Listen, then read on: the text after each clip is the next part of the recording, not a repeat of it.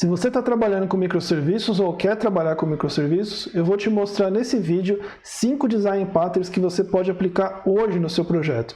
E a gente vai começar agora.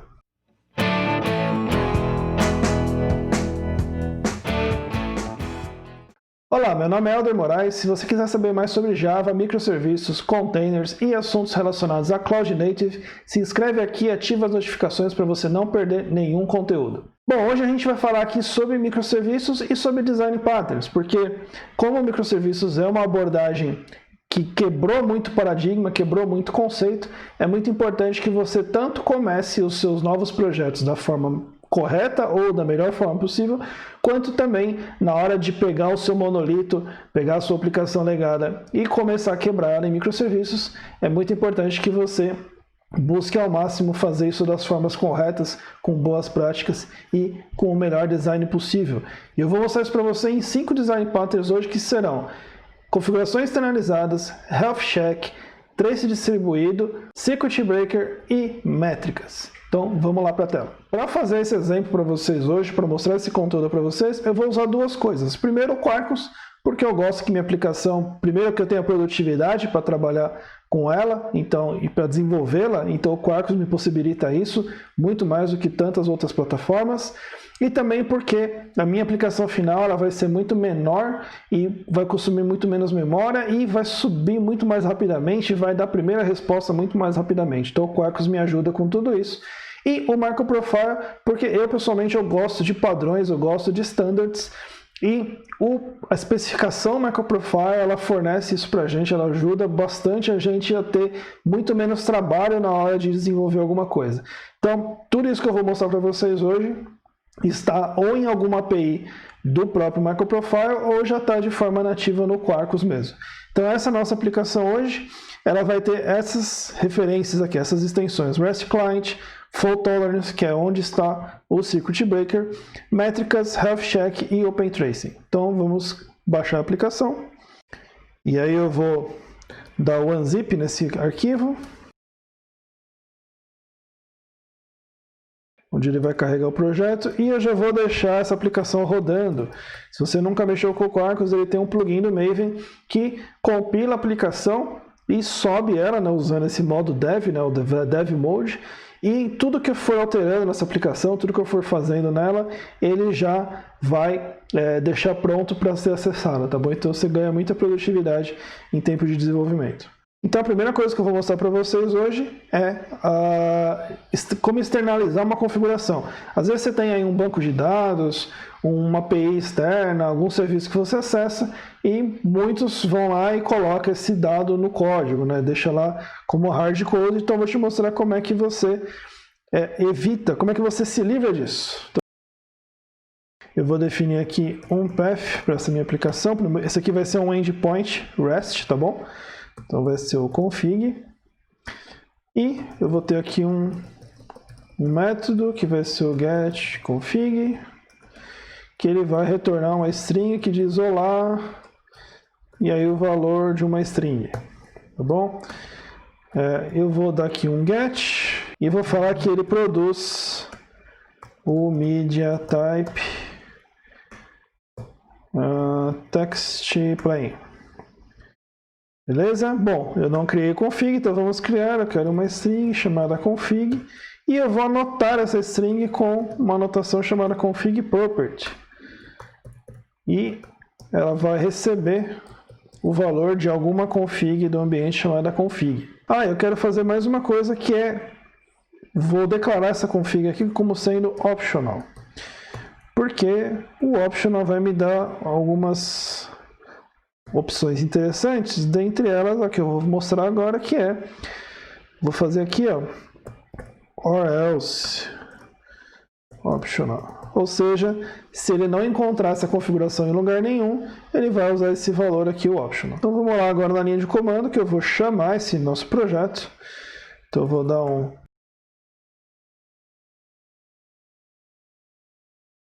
Então beleza, tá lá chamando do optional, por quê? Porque ele não achou essa configuração em lugar nenhum.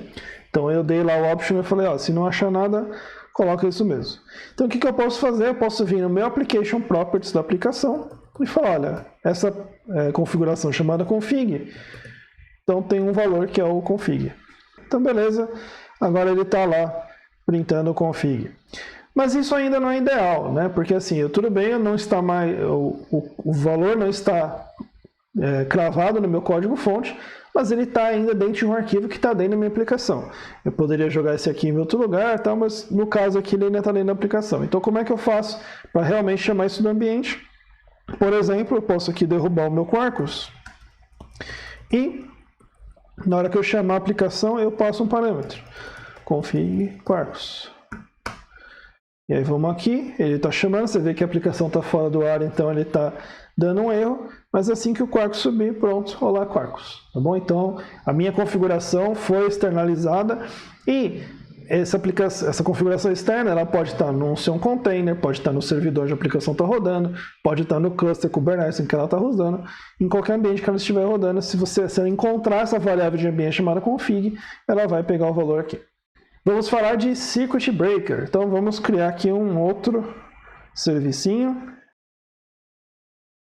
Então esse serviço vai ser um endpoint também, que vai se chamar Circuit.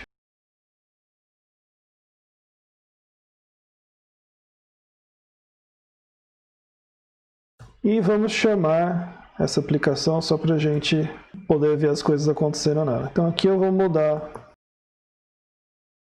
Então beleza, está chamando aí nossa aplicação Circuit. Então vamos lá, o que eu vou fazer agora? Eu vou falar que essa aplicação tem um timeout, tá? Então assim, acima desse timeout vai devolver um erro. Então eu vou dar lá um timeout. Essa anotação ela está na especificação do microprofile e ela vem junto da API de fault tolerance, ok? Então o que eu vou fazer aqui? Eu vou falar que a unidade, né? O que eu vou medir vai ser milissegundos e o valor vai ser de 500, tá bom? Então, ou seja, qualquer chamada a essa aplicação acima de 500 milissegundos, ele vai dar erro. Então, o que eu vou fazer agora? Eu vou fazer essa aplicação dar erro. Então, vamos lá. E aí, gente, balançou tudo. Porque assim, deu erro, jogou stack trace na tela, aquela coisa, porque eu só fiz dar erro, mas não tratei a condição, né? Então, assim, eu coloquei uma regra, mas não fiz nada para dizer o que acontece quando eu não cumprir essa regra. Então, vamos fazer isso agora. E o que eu vou fazer? Eu vou criar um método de fallback. Então, vamos lá, fallback. Tem algumas formas de eu usar fallback, eu vou usar através de um método. Então, eu vou criar um método com um nome bem sugestivo, que é o fallback, um nome bem criativo. Ninguém nunca tinha pensado nesse nome antes. Então vamos lá, fallback, e ele vai retornar aqui só um fallback. E aí, se eu voltar, assim que o Quarkus fez a troca, já começou a vir o som fallback, beleza? Só que o que está acontecendo aqui? Né? Então, assim, minha aplicação está dando timeout, então, assim, cada requisição que vem, ele espera dar o timeout e dá o erro, espera dar o timeout e dá o erro, espera dar o timeout e dá o erro. É aí que surge o Circuit Breaker. O que é o Circuit Breaker? Pensa na sua casa, na rede elétrica da sua casa. Então, você tem um circuito fechado, onde a energia elétrica está lá, feliz e contente, circulando por toda a sua casa. Quando você tem alguma condição de sobrecarga, algum curto-circuito, o seu disjuntor cai. Quando o seu disjuntor cai, esse circuito que está fechado, ele passa a estar aberto. Quando esse circuito abre, a energia não circula mais, tá bom? Dentro daquele circuito. Ou seja, quando ele faz isso, ele protege os eletrodomésticos da sua casa para que eles não recebam também essa sobrecarga e não venham a queimar. Em microserviços é a mesma coisa. Quando você tem vários microserviços que se comunicam, a gente diz que há um circuito fechado entre eles. Quando um deles dá um erro, se você não abrir esse circuito, você começa a gerar um erro em cascata que pode atingir sua aplicação inteira. Tá bom? Então é por isso que você tem essa funcionalidade de abrir o circuito para que aquele serviço que está com erro já seja visto como um serviço que está com erro, que está fora do circuito, e que os outros ou nem venham a chamá-lo, ou se vier a chamá-lo, nesse caso aqui, por exemplo, não vão ficar o tempo todo do timeout aguardando a resposta. Eles vão simplesmente tomar o erro e vão poder seguir a vida, tratar o erro, fazer o que for. Então, beleza. Então, aqui, como eu falei, cada um desses erros ele está esperando dar o timeout para poder vir com o erro. Então vamos colocar um circuit breaker aqui nesse nosso método. Então o que eu vou fazer aqui? Eu vou criar uma anotação de circuit breaker e vou falar o seguinte, olha. Então vamos lá, a cada 4 chamadas, né, cada 4 requests, se eu tiver uma taxa de erros, né, um failure ratio de 50%, ou seja, 2 chamadas, né, se a cada 4 eu tiver 2 com erro, ele vai abrir o circuito. Aí eu vou falar o seguinte, olha, você dá um delay de 2.000 milissegundos, né, de 2 segundos. Aí após o delay, ele vai tentar abrir o circuito de novo. Desculpa, ele vai tentar fechar o circuito de novo. E se você conseguir fazer 2 chamadas com sucesso, significa que a aplicação voltou, então você pode voltar a fechar o circuito, tá bom? Esse é o circuit breaker dessa minha aplicação. Porque agora tudo bem, ela continua dando erro, mas o que eu percebo, o que eu quero que vocês percebam? Reparem que ela começa a dar o erro muito rápido, aí ela dá uma paradinha e começa a dar o erro rápido, depois para. O que é isso? Cada vez que ele dá essa paradinha, quer dizer que ele passou o delay de 2 segundos que eu tinha colocado, ele tenta fechar o circuito de novo para ver se consegue trafegar requisições. Como não consegue, ele abre o circuito de novo e continua dando erro sem nem tentar. Tá bom? Então, dessa forma, você não vai ficar acumulando requisições esperando dar o timeout dessa aplicação. Eu estou aqui com um timeout até que pequeno, de 500 milissegundos. Talvez você tenha algum timeout num serviço que demora 2 segundos, 3 segundos, 5 segundos. Imagine ficar esse tempo todo aguardando dar o timeout, sendo que esse serviço nem vai responder. Então vamos falar agora sobre outro design pattern que é o Health Check. O que eu vou fazer aqui? Em Health Check a gente trabalha com probes. Existem 2 probes, é o Liveness Probe e o Readiness Probe. O Liveness Probe serve para dizer se sua aplicação está viva e o Readiness Probe para dizer se ela está pronta. Então, imagina que a aplicação está no ar, mas um banco de dados que ela acessa não está no ar ainda, ou está subindo. Então essa aplicação ela pode até estar no ar, mas alguma dependência dela ainda não está, então ela não está pronta para receber requisições. Então essa é a diferença do Liveness e do Readiness. Então vamos criar primeiro o Liveness. A implementação dele é a partir de uma interface, que é a Health Check. A gente coloca uma anotação nele, que é a Liveness, e a gente implementa um método que é o Call. E aí aqui, como o Liveness não tem muito segredo, então a gente, se ele responder, você simplesmente fala que a aplicação está no ar, estou viva. Que a aplicação está viva. E vamos fazer o Readiness Probe. A implementação é a partir da mesma interface. Então a gente vai dar aqui o Health Check. A gente vai anotar com Readiness. E vamos implementar o método.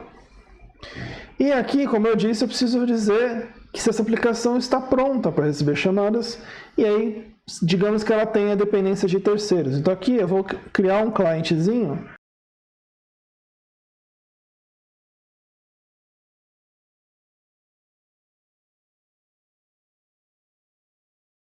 E aí a gente faz o seguinte, se response.getStatus for igual a 200, aí eu digo que o Health Check está no ar, né? O serviço que ele chamou está ok. Então vou lá, estou pronto. E se não, vou pôr aqui, não estou pronto. Opa, não estou pronto. E aqui vai ser down. Aqui vai ser o down. Uma das coisas que eu comentei é que quando a gente trabalha com o MicroProfile, com uma implementação, ele já dá para você algumas coisas prontas. E uma delas que ele dá pronta é exatamente esse endpoint do nosso Health Check. Então eu não precisei criar esse endpoint de Health Check, ele já criou para mim. E quando eu criei os probes, ele já lê os meus probes e emite o status de acordo com eles. Então no caso eu estou falando que minha aplicação está viva e está pronta. Se eu for lá pegar esse site aqui, né, do meu site, por exemplo, e colocar um endereço qualquer aqui maluco, e mandar ele olhar de novo, aí. Então, aí ele obviamente não achou aquele endereço, então agora ele dá esse erro aqui, tá bom? Então, se essa aplicação estivesse dentro de um cluster, por exemplo, o cluster viria, aquela aplicação está pronta, está viva, está no ar, mas ela não está pronta, então não vou mandar requisições para ela. Tá? Então é assim que ele faz, e se eu voltar aqui, e aí beleza, a aplicação volta a estar viva.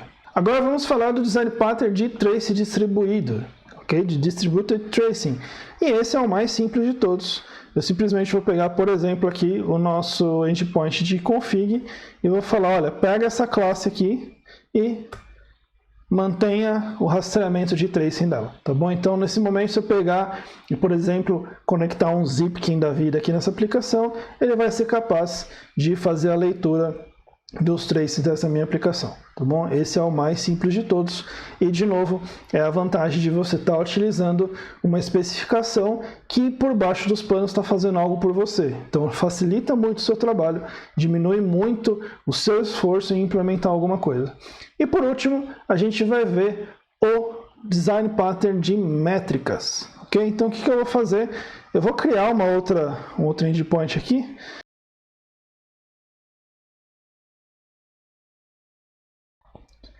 Aqui o meu impulso seria chamar esse endpoint simplesmente de metrics, mas metrics já é o endpoint default do serviço de métricas realmente do MicroProfile, tá bom? Então eu vou criar um outro diferente, obviamente para não dar conflito.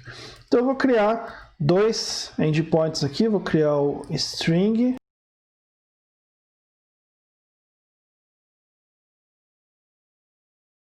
eu vou colocar a métrica que eu quero aqui, que é a métrica chamada de counted. Ok? O que é a métrica de counted? Faz a contagem, estatísticas referentes à frequência de chamada desse método, tá bom? Então ele vai dar várias estatísticas sobre média, percentil 40, 50, 90, 99, enfim, vários números, várias estatísticas relacionadas à contagem. E eu vou copiar um pedacinho dele para gerar o outro.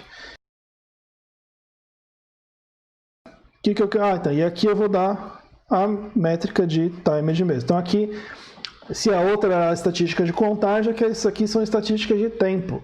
Então ele vai ver o tempo médio que demora para as requisições para serem completas e etc. E só falta uma coisinha, que é definir o path de cada um deles.